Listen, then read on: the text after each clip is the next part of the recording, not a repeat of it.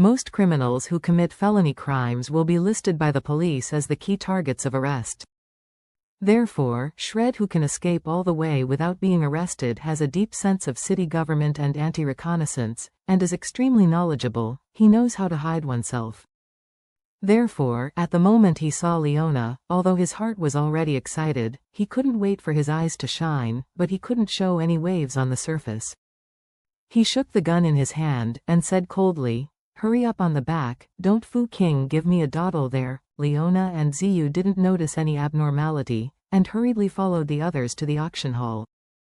Seeing that Leona was already under his control, Shred did not go to search for other rooms, but after everyone entered the hall, he walked directly behind everyone, and then closed the door tightly. At this time, there were a total of more than 100 men, women and children in the hall, all of whom looked at Shred nervously, not knowing what he was going to do to them next. At this time, Shred stepped onto the auction stage, picked up the microphone, and said arrogantly, "Everyone, it is a kind of fate that we meet in this way in this place today, so I will introduce myself to you first." Speaking of this, Shred cleared his throat and said, "My name is Shred, a northerner, and I am a wanted A-level criminal listed by the police. I fled all the way to Oru's Hill. I was just buying a pack of cigarettes at the subway entrance. I was discovered by the police and there is no other way. I can only hide here and take everyone hostage." Afterwards, Shred turned around and said, "However, you don't need to be afraid. I insist that I don't want money and don't kill you. I just hope that you will stay here honestly, as I negotiate with the police. You are my bargaining chip. When the police agree to my terms, I will naturally continue my escape career, and everyone can leave here safely." Shred's remarks made most people a little relieved. These people felt in their hearts that since they wanted to cooperate as hostages, they should cooperate honestly. When Shred got what he wanted, he would naturally go home safely. Leona and Ziyu also didn't notice anything abnormal. Their minds were just like everyone else, but they felt somewhat unlucky. It's like coming out to withdraw money and encountering a bank robber. Although the probability is small, it is not impossible. Now that things have happened, the most important thing now is to ensure your own personal safety as much as possible.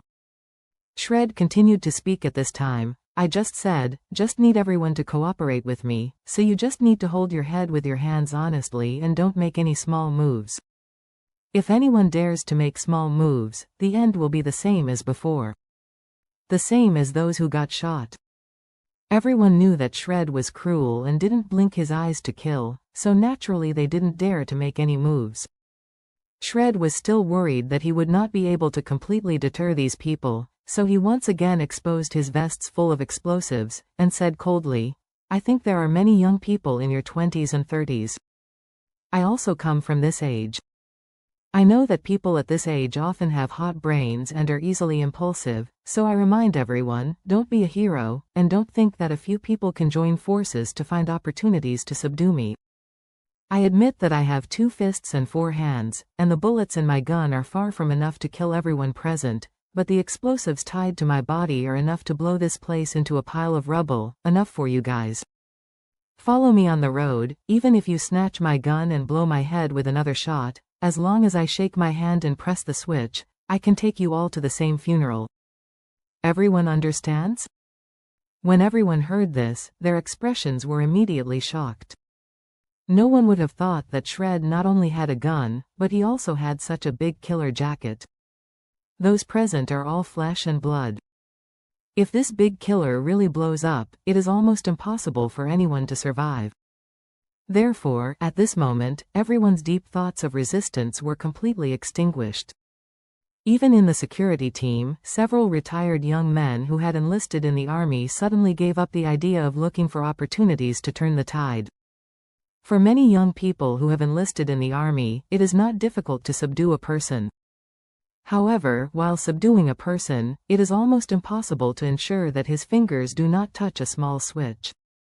After all, even if it is a headshot and the brain loses consciousness, the nervous system will twitch the whole body for a few minutes, which may trigger the switch if a person dies. Therefore, no one dared to risk themselves and the lives of so many people.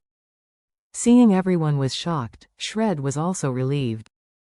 He is a vicious person, but he is actually worried about accidents.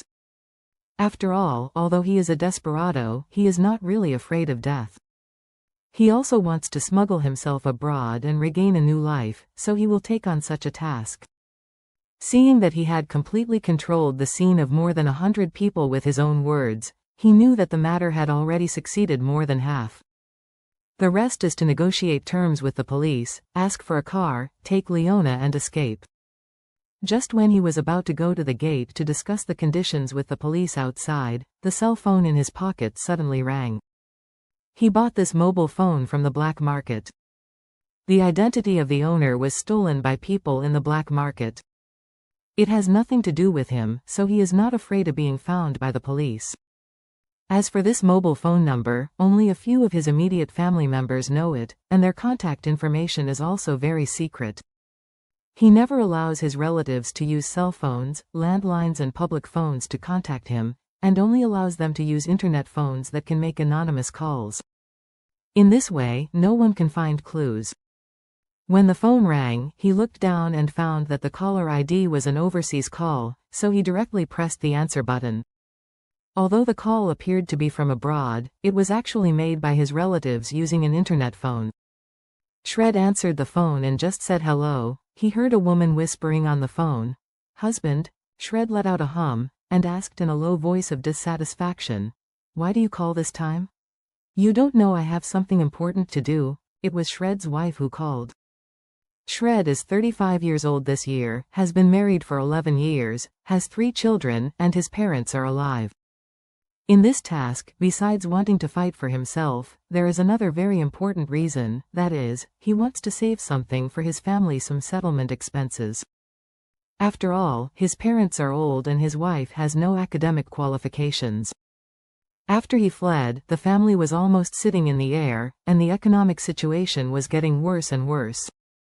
However, after taking over the task this time, the other party called to give his family 10 million. This million has already been paid. It is almost enough for the family to live a carefree life in a small place. Therefore, Shred is now considered as worry-free. Even if the mission fails, or he is arrested or killed, at least the family can live a stable life. On the phone, Shred's wife said a little excitedly, "Husband, the person who asked us to do errands added another 20 million in my account." "What?" Shred exclaimed and blurted out, "Really? It's true?" Shred's wife said excitedly. "They said that they would give the family 20 million, and they want to add a condition to you.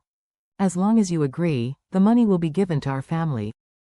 Shred was also excited and asked, "What conditions?" Shred's wife said truthfully. "They said, let you kill the target's daughter along with her."